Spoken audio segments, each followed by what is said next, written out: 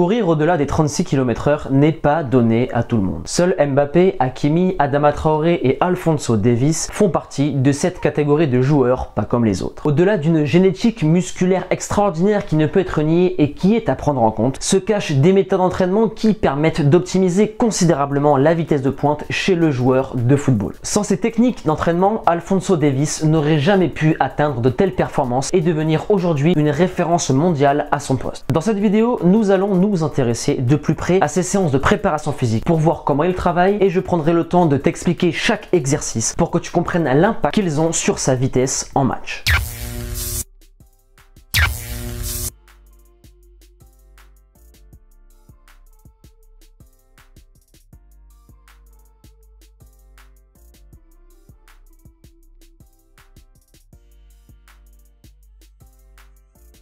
Alphonso n'est pas devenu rapide depuis qu'il est au Bayern de Munich. Il a développé cette capacité depuis son passage au centre de formation ainsi que dans ses débuts professionnels avec le Vancouver Whitecaps. Au Canada, ils ont une façon de travailler différente de la nôtre. En Amérique du Nord, ils accordent une grande importance au conditionnement physique et on peut le voir avec la NBA, la NFL et maintenant le soccer. Les sportifs américains ont bien compris qu'avant d'être des professionnels dans leur domaine, ce sont des athlètes. Durant son passage au Canada, il a donc travaillé ce point-là pour pouvoir choquer le monde par sa vitesse, comme il peut le faire aujourd'hui en Bundesliga ou encore en Ligue des Champions. Il a réalisé un gros travail en salle et avec l'équipe première, il a beaucoup travaillé des séances lestées avec élastique qui est une technique extrêmement efficace que j'utilise en séance avec mes joueurs. D'ailleurs, pour en savoir plus sur la préparation physique, l'hygiène de vie, la préparation mentale et la nutrition du footballeur, te mets juste ici le lien du e-book gratuit La Bible du footballeur pour que tu puisses le télécharger. Pour en revenir aux gènes et aux prédispositions dont je t'ai parlé au début de cette vidéo, il y a deux facteurs à prendre en compte qui sont génétiques et hormonaux. Le premier, ce sont les gènes. Alphonso a cette fameuse variante RR du gène ACTN3 que l'on possède tous. Certains sont endurants, d'autres rapides et certains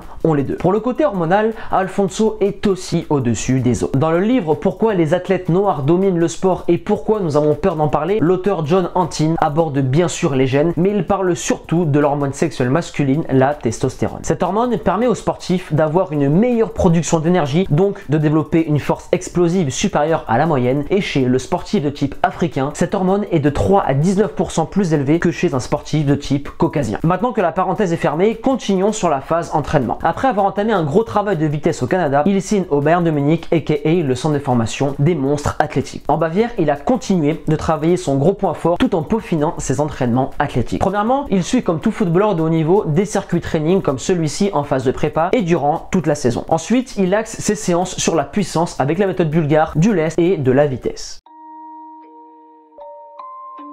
Cet exercice est excellent et il est spécialement conçu pour un joueur évoluant sur les côtés. Il permet de travailler l'appui intérieur sur la phase aller comme sur la phase retour. Le bas du corps est énormément mis à l'épreuve et pour le haut du corps, c'est un travail de force en isométrie, donc sans bouger pour vulgariser, et cela permet à Alphonso de travailler ses deltoïdes qui sont extrêmement importants pour son transfert de force.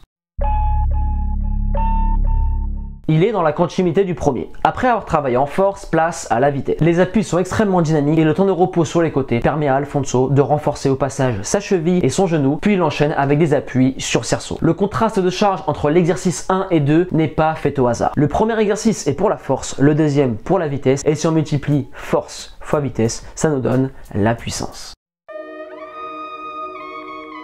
Les courses sur 10, 20, 30 mètres avec un traîneau est l'un des meilleurs moyens d'avoir une vitesse de feu. C'est une technique tirée des sprinters qui est très intéressante dans la recherche de force qu'un footballeur ne peut pas avoir avec une accélération non lestée. Alphonso le fait ici avec des charges légères car son niveau de force est extrêmement élevé, mais tu peux le faire aussi avec des charges dépassant les 100 kg. Encore un exercice force-vitesse. C'est un demi-squat suivi d'un développé épaule avec un disque. Il recherche en permanence la force avec une exécution explosive et derrière Alphonso passe à la phase vitesse en mettant en mouvement de manière rapide les muscles travaillés avec le disque, donc ses épaules. La vitesse n'est pas vers l'avant mais dans son mouvement. C'est un exercice très intéressant pour tout joueur voulant avoir une vitesse de bras au-dessus de la moyenne.